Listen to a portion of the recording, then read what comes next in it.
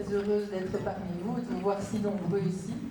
C'est vraiment, ça me fait chaud au cœur parce que je pense que c'est un sujet qui est important pour notre avenir.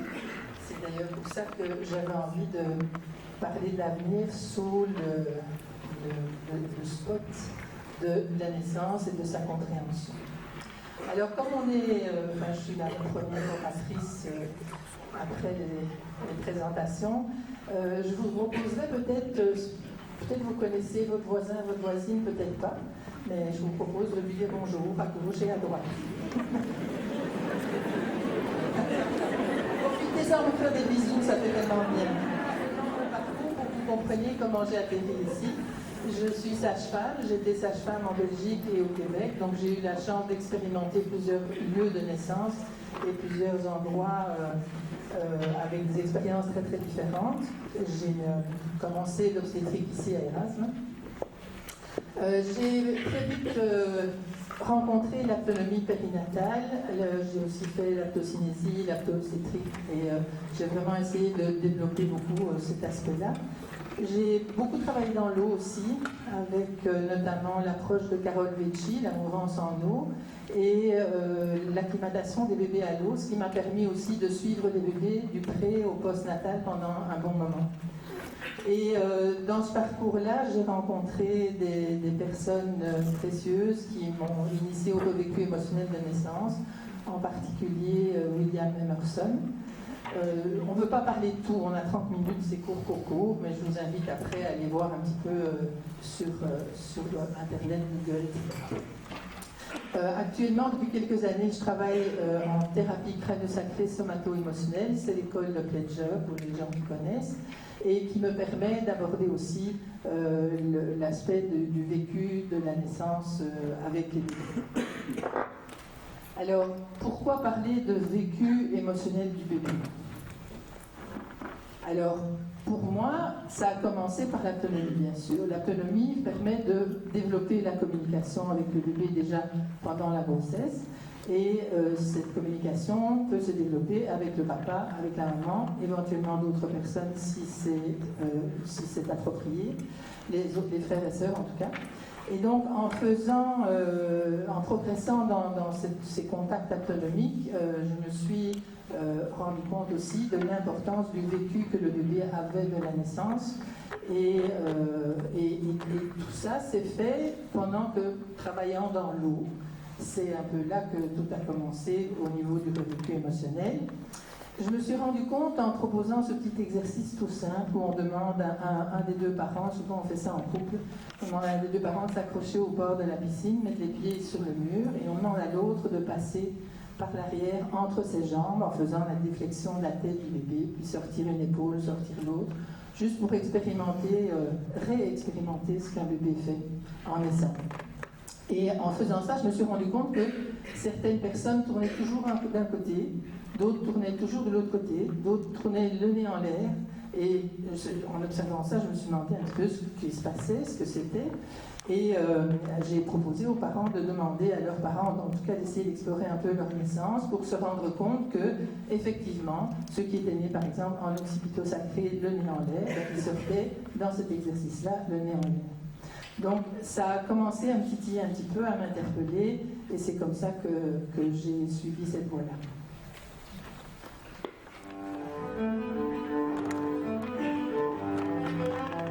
Alors c'est pas un film très réaliste, c'est pas un film extraordinaire, la maman est bien sûr couchée sur le dos, mais ça vous donne un petit peu, ça vous rappelle une idée du chemin que doit faire le bébé, à travers et les tissus mous et le bassin osseux.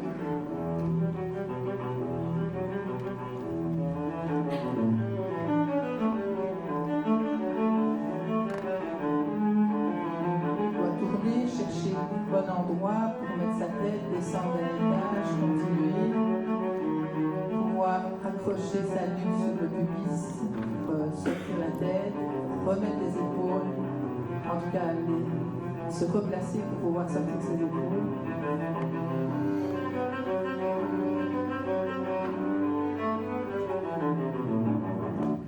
On dirait presque un sauteur, mais bon. Et donc, pourquoi décider de ce titre-là pour cette conférence? En quoi le vécu du bébé peut-il influencer notre avenir? Alors, probablement que vous risquez d'être un petit peu secoué par certaines choses que je vais dire, ou peut-être par certaines images. Si vous n'avez pas envie de regarder, regardez pas. Mais je crois que cette prise de conscience est importante. Alors, d'abord, on a tous été un bébé. Je ne sais pas si vous vous en souvenez, peut-être que oui, peut-être que non. Mais nous avons tous été un bébé.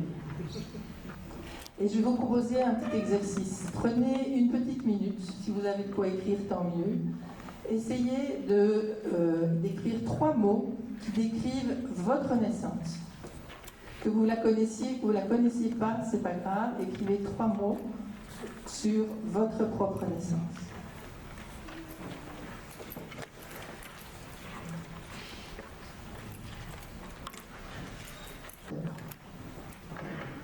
Même Saint-Exupéry le dit, toutes les grandes personnes ont d'abord été des enfants, mais peu d'entre eux s'en souviennent, en tout cas consciemment.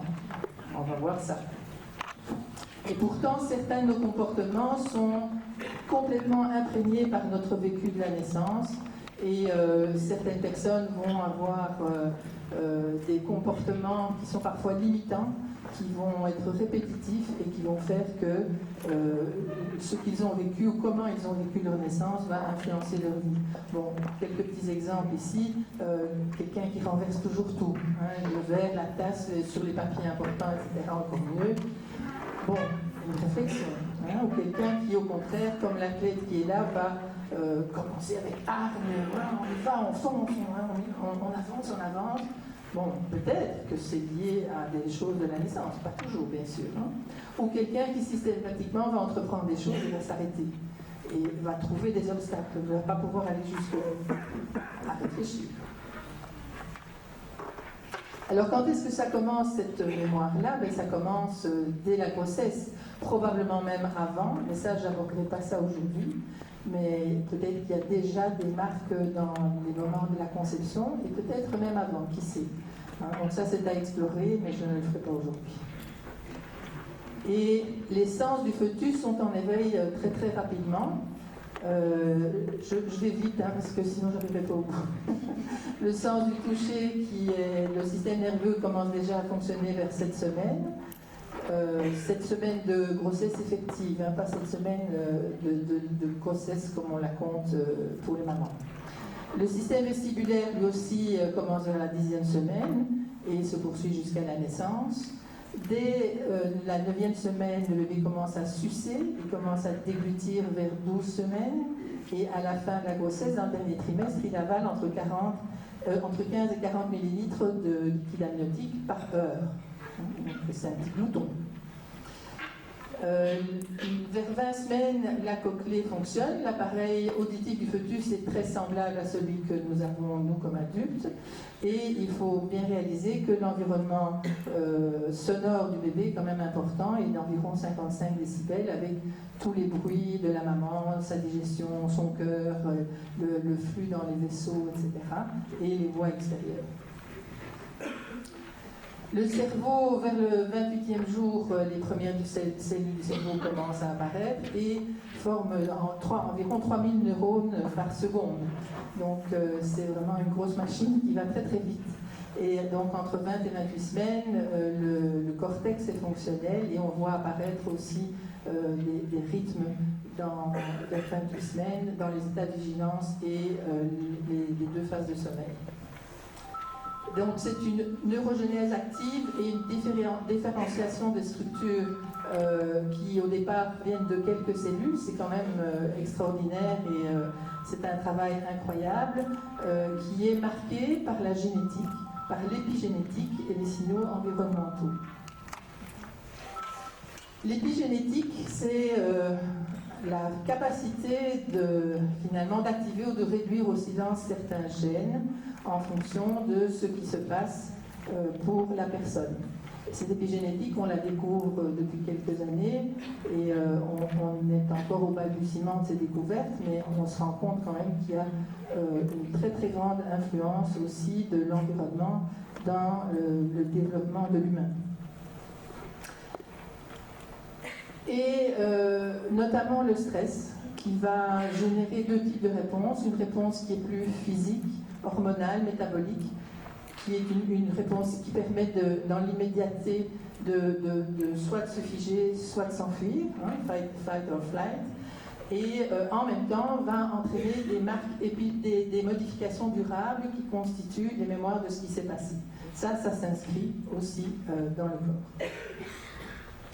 Et l'histoire génétique d'une personne pourrait remonter à plus de 2 générations en arrière. Ça, c'est ce qu'on croit maintenant. Je ne sais pas ce qu'on verra ou qu'on découvrira dans quelques années. Mais heureusement, restons optimistes, les études permettent de dire qu'on peut infléchir un petit peu ça n'est pas inéluctable. Il y a moyen de travailler là-dessus. Alors, comment, en voyant tout ça, peut-on dire, comment des gens peuvent encore dire aujourd'hui qu'il ne se passe rien pour le fœtus, hein, que c'est un amas de cellules qui se développe et puis qui va naître le jour de sa naissance et encore en n'étant pas trop conscient. Mais forcément, il y a des choses qui vont influencer le développement du bébé, quand on sait tout ça, quand on sait comment se développent tous ces sens. Il y a la santé émotionnelle, physiologique de la maman. Ça paraît évident qu'une maman qui est malade ne va pas être dans la même disponibilité pour le bébé, ou simplement que physiquement aussi, il y a des inductions chimiques de certaines choses qui vont faire que le développement du bébé peut être modifié. La relation que la mère entretient avec son propre corps, je voudrais, dans toutes ces démonstrations que je fais maintenant, vous essayez toujours de penser bébé. Mettez-vous à la place du bébé qui est dans le ventre de cette maman-là et essayez de voir ce que ça peut induire. La relation que la mère entretient avec son propre corps, il y a des femmes qui sont très heureuses d'être enceintes, d'autres qui trouvent ça absolument horrible. Une femme heureuse d'être enceinte va peut-être beaucoup plus toucher son ventre qu'une femme qui n'aime pas ça. Ça ne veut pas dire qu'elle aime moins son bébé, loin de là, mais c'est une autre façon d'arriver au monde. La relation entre le père et la mère, on sait comment ça peut être complexe parfois. Est-ce que le père est là, est-ce qu'il n'est pas là, est-ce qu'il est heureux d'être papa ou pas? Est-ce qu'il est parti parce que dès qu'il a appris la grossesse? Est-ce que voilà, il y a toutes sortes de choses qui peuvent se passer. Je pense que vous savez tous de quoi on parle. Et justement, une étude récente démontre l'importance de s'occuper aussi des pères, tellement on découvre que les relations précoces avec les enfants peuvent avoir des effets à long terme, que ce soit les relations avec la mère et avec le père, ce dont on commence seulement à parler maintenant. La Prédonie fait ça depuis longtemps, hein, la préparation affective à la naissance aussi.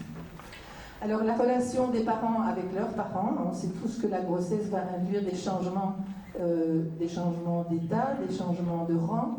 Dans la famille peut entraîner des moments de plus grande sensibilité qui vont faire éclater des conflits ou au contraire renforcer des liens. L'atmosphère familiale, comment ça se passe à la maison, comment ça se passe avec les frères, les sœurs, la disponibilité des parents, comment ça se passe éventuellement dans la famille avec la relation avec les sœurs de la maman ou les frères de la maman, etc., ou du papa. Tout ça a une influence sur le développement du bébé, il faut en être bien conscient. Tout ça fait partie des anamnèses à faire quand on travaille sur le vécu de la naissance. Et puis, où est-ce qu'on est né, bien sûr, va avoir une influence sur le développement du bébé. On sait combien ce monde est dur pour certaines populations. L'utérus, c'est la première expérience de vie du bébé. C'est un univers qui devrait être protecteur. Mais si une détresse psychobiologique s'installe, elle peut être retenue dans la mémoire et elle peut entraîner des états de résistance, c'est ce que je vous disais au début, d'anxiété, de dépression et d'autres états aussi. Et le stress se transmet. Si une mère est déprimée, en colère, anxieuse, en état de stress chronique, ou exposée à un stress continu, ça c'était démontré aussi, l'influence sur les gènes du stress continu, même s'il n'est pas important en soi. Donc tout ça va impacter le développement du bébé. Que fait le bébé dans ce cas-là? Il va se contracter, il va se rétracter. Il va se mettre en position de défense finalement, Et si le stress est permanent, continu ou fréquent, ça va entraîner un état à prédominance parasympathique, alors que le système nerveux du bébé n'est pas encore développé de manière adéquate.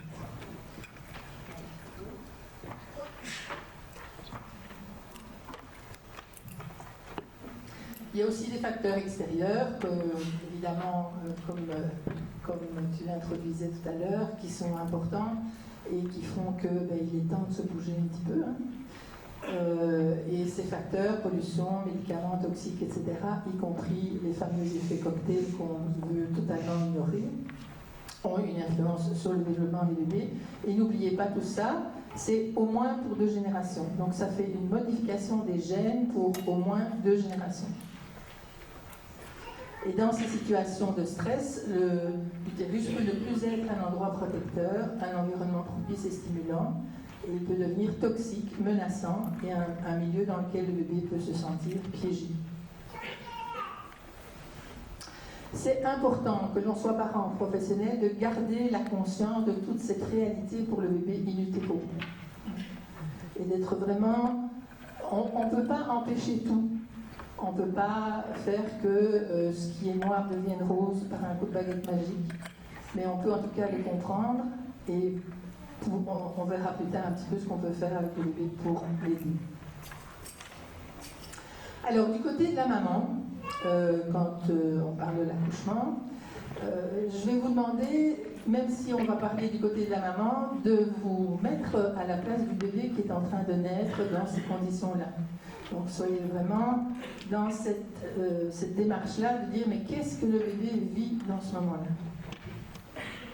Quand on a des situations bien différentes d'accouchement, malheureusement beaucoup sont encore comme ça, même si on sait que ce n'est pas l'idéal. Ça veut dire un milieu froid, un milieu éclairé, ça veut dire une maman sur le dos qu'on a fait pousser dans une position qui est tout à fait antiphysiologique, et pour elle et pour le bébé. Un bébé, vous voyez comment il est accueilli. Hein? Alors tout le monde est fier, tout le monde est content, hein? On est bien d'accord, c'est fini, c'est chouette, tout s'est bien passé. Mais mettez-vous à la place du bébé. Une autre situation un peu plus humaine, avec lumière tamisée, etc. Mais quand même une maman qui pousse dans une position qui n'est pas du tout logique, probablement en inspiré, bloqué, poussé, madame, hein? Ou en comptant 1, 2, 3, 4, 5, 6, 7, 8, 9, 10, soufflez. Et mettez-vous de nouveau à la place du bébé qui est à l'intérieur et que la maman pousse comme ça. Les accouchements spontanés, où la maman va pouvoir choisir sa position, génial. Mais parfois aussi, ça signifie que si la maman a besoin de se mettre comme ça, peut-être que c'est parce que le bébé, lui aussi, est en difficulté. Hein, peut-être qu'il est en occipito sacré ou qu'il appuie sur le dos, qu'il y a des appuis particuliers. Donc voilà, toutes les situations sont à observer. Des accouchements plus instinctifs. Voilà, on voit ici un petit bébé qui naît devant les yeux probablement ébahis de sa grande sœur. C'est un autre sujet, on n'en parlera pas aujourd'hui, mais j'ai vu des très très belles choses dans de telles situations. Et toutes ces variantes, en fait, ont une incidence sur ce que vit le bébé. On voit comment la tête descend dans le bassin, de nouveau, dessin avec maman couchée, évidemment. C'est difficile d'en trouver d'autres, il y en a, mais il faut aller les chercher. Et donc vous voyez que les appuis peuvent être différents, que les plaques osseuses de la tête du bébé vont bouger pour s'adapter au bassin de la maman et s'adapter à la situation. C'est quand même intense. Voilà, des différentes possibilités, différentes positions. On imagine le bébé à ces endroits-là. Voilà, une position qui est plus physiologique, on entend bien, parce qu'il n'y a pas d'appui sur le sacrum. La verticale, éventuellement, une naissance debout. Ou sur le dos. Donc, vous voyez la différence entre ces deux bébés-là. Celui qui naît comme ça ou comme ça. Et celui qui arrive comme ça. De nouveau, position antiphysiologique. Du monde bienveillant autour, une situation probablement pleine d'amour, mais à moins que la maman ait choisi cette position-là, ce qui est possible, mais si elle ne l'a pas choisi, c'est peut-être pas la meilleure position pour notre bébé. Ou il y en a qui naissent un peu plouf, ça peut être aussi un petit peu étonnant pour le bébé. Ou dans la poche. Tout doucement, on va aller... comment ils vivent ça? On voit beaucoup de films sur les césariennes avec des bébés qu'on sort dans leur poche. Je ne sais pas si vous avez déjà regardé l'attitude du bébé qui sort de la poche quand le liquide se vide. Observez ça, c'est intéressant. Alors, bien sûr, le bébé a un crâne bien adaptable. Les plaques osseuses, comme on disait tout à l'heure, vont bouger, se placer autrement pour que, se glisser les unes sur les autres pour que le bébé puisse descendre. On connaît ceux qui sont proches de naissance, connaissent ça. Il y a des naissances différentes aussi, ici une naissance par le siège. Et puis des situations plus difficiles. Mettez-vous à la place de ce bébé-là. Alors, attention, je ne dis pas qu'il ne faut pas le faire. Je ne sais pas quelles sont les circonstances. Je ne pourrais pas dire c'est bien ou c'est pas bien. C'est comme ça. C'est ça la réalité de ce bébé-là. Mais ça ne doit pas être drôle. Celui-là, ça n'a pas l'air drôle non plus. Il se retrouve avec un spot dans la face. Vous savez tous que regarder un salitique, c'est pas si facile. Pourtant, là, c'est lui qui l'a dans les yeux. Et puis, il y a des histoires de naissance aussi qui sont compliquées. Celui-là, il est né par césarienne, c'est pas pour rien. Donc, ça ne veut pas dire que c'est pas bien de faire une césarienne. Il ne faut pas non plus devenir extrémiste. Justement, les césariennes sont là pour aider les bébés en difficulté. Mais imaginez le chemin que ce bébé a eu avant qu'on fasse la césarienne. Mettez-vous à sa place. Voilà. On le prend. En fait, souvent, dans ce cas-là, les personnes qui vont faire la césarienne vont être dans un état d'urgence, en fait. Il faut que tout le monde aille bien. C'est quand même une intervention chirurgicale. Et donc, on s'occupe peu du vécu du bébé dans ce temps-là. Il y en avait un qui faisait, c'est le docteur Wezel, après très très longtemps, où il faisait éteindre les cialytiques dans la salle de césarienne, où il mettait la chaleur, il mettait le bain. À l'époque, on donnait des bains au bébé, bon, ça se fait plus, mais il mettait un bain à côté de la maman dans la salle de césarienne. Donc, il y a déjà des gens qui s'en occupaient il y a quelques temps. Ça remonte à 35 ans. 50 ans, voilà, 50 ans. En tout cas, dans mon souvenir à moi, c'est plus 35. Il y a des situations où le bébé est sorti par forceps, par ventouse. Comment est-ce qu'il vit ça? Qu'est-ce que ça fait sur sa tête? Qu'est-ce que ça fait dans son vécu? Est-ce qu'il est content qu'on le sorte de là? Ou est-ce qu'au contraire, il était sûr de pouvoir y arriver tout seul? Ça ne veut pas dire qu'il pouvait le faire tout seul. Et à tout ça, toutes ces choses plus physiques et émotionnelles aussi, s'ajoutent les peurs. Et le vécu des parents qui peuvent avoir eu peur pendant cet accouchement difficile, ou qui peuvent avoir simplement peur, enfin simplement entre guillemets, peur de l'accouchement. Des parents qui n'ont pas réussi à dépasser, ou qui ne se sont pas préparés, ou qui n'ont pas, même en préparation, pas réussi à dépasser leurs peurs. Elles sont là, le bébé les sent. Comment on vit les interventions physiques, verbales, médicales, tous les bouleversements des plans de naissance, les violences éventuelles, on en parle suffisamment pour le moment. Donc comment les parents vivent ça, forcément, a un impact aussi sur le vécu du bébé. Comment les parents vivent de devenir parents. Il y a des mamans qui vont rester bloquées pendant la dilatation parce qu'elles ont peur de voir leur bébé, elles ont peur d'être maman.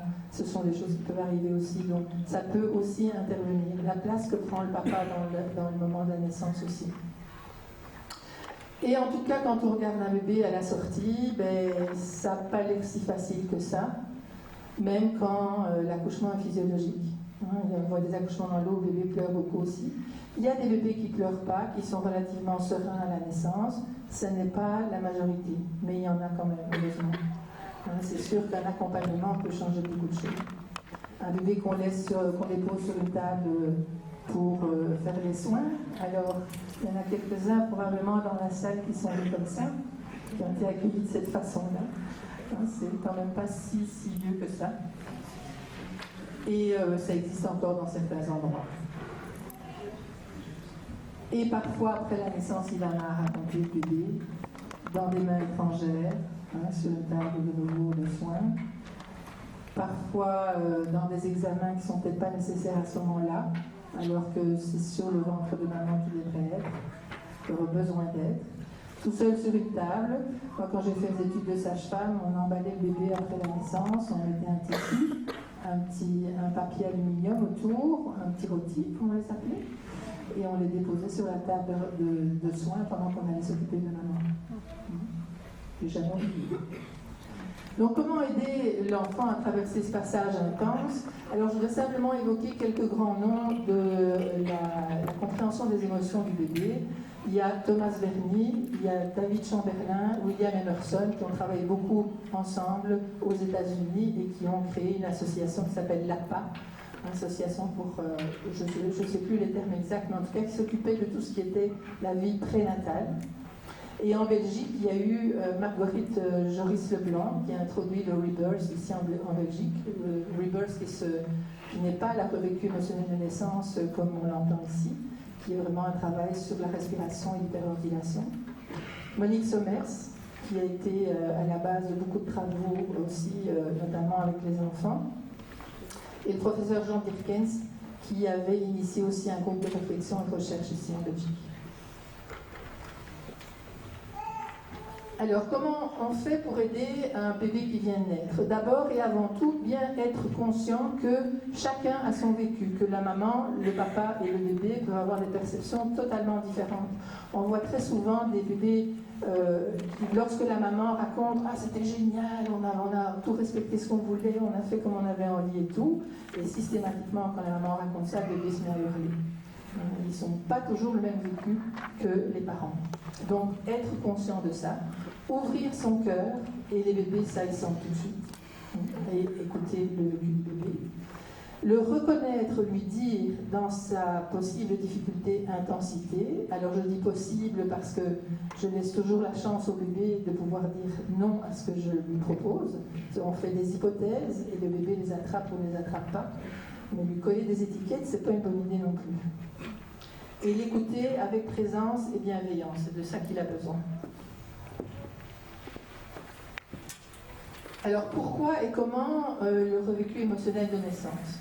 Alors d'abord et avant tout, le plus important, et ça c'est à la portée de n'importe qui, c'est dire, raconter, expliquer. Donc quand une histoire de naissance, qu'elle soit difficile ou pas d'ailleurs, mais surtout si elle est difficile, ou une histoire, quand je dis naissance, je parle aussi éventuellement de ce qui s'est passé pendant la grossesse, c'est d'expliquer ça au bébé, de lui raconter, de dire voilà quelle est ton histoire. Et ça, c'est quelque chose qu'on fait très peu, parce que souvent on va parler d'histoire de naissance au-dessus du bébé. Il est là, mais on ne parle pas à lui. Un petit peu panique à bord, là. Bon. Et on peut faire ça très tôt après la naissance, notamment en mettant les mains sur la tête du bébé. Et c'est le bébé qui va décider de partir en revécu. Bon, il y a différentes façons de faire. Moi, je travaille beaucoup maintenant avec la thérapie crânio-sacrée et la mémoire cellulaire va permettre que l'enfant parte dans ses émotions et les raconte. Avec des enfants plus grands, mais François va vous en parler, on travaille plus dans des jeux de naître et renaître, avec des tunnels, des jeux, des tentes, etc. Donc c'est plus basé sur un travail psychomoteur avec les plus grands. Et ça permet aux parents de comprendre le vécu du bébé, de comprendre sa version de l'histoire et son côté d'histoire. Et pour ça, souvent, parler aux parents de leur histoire de naissance pendant la grossesse, ça peut être une bonne piste pour qu'ils prennent conscience de cette importance. Ben, je vous passerai l'anecdote du coup, hein. Tant pis. Hein.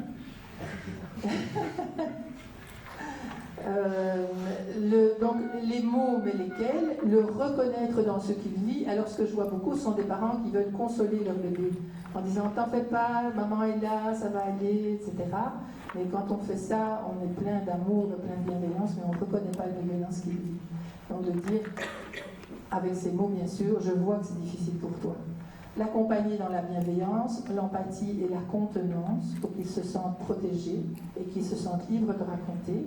Lui dire qu'on lui fait confiance, qu'il est capable de passer au travers de cette difficulté, il a déjà fait, il est né. Et lui dire combien on est fier de lui et combien il est fort.